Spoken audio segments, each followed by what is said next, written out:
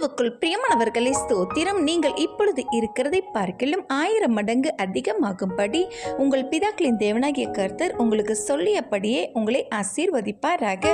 பிரியமானவர்களே, நமது முற்பிதாக்களுக்கு வாக்குத்தத்தம் பண்ணினவர் உண்மையுள்ளவர், வாக்கு மாறாது. கானானை காணச் செய்தார். அவர் ஒருவரே தேவன், வேறே தேவர்கள் நமக்கு இல்லை என்பதையும், உங்களுக்காக நான் யாவையும் செய்து முடிப்பேன், தாமதித்தாலும் நானே செய்து முடிப்பேன் என்பதையும் ஜனத்திற்கு கற்றுத்தந்தார். நீங்கள் ஆசீர்வாதமாக இருக்க எனது கட்டளைகளை விட்டு வழி விலகாது உண்மையாய் அவருக்கு முன் அவரின் கட்டளை கற்பனை வழியில் நடந்து தவறாது வாழும் பொழுது 1000 மடங்கு ஆசீர்வாதத்தை பெற்றுக்கொள்ள முடியும் என்றார்.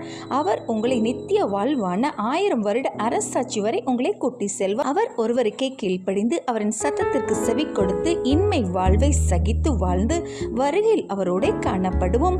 மேலே சொன்ன அத்தனை ஆசீர்வாதங்களும் நமக்கே உரியதுங்க. நாம் பெற்றுக்கொள்ளுவோம். ஆமென்.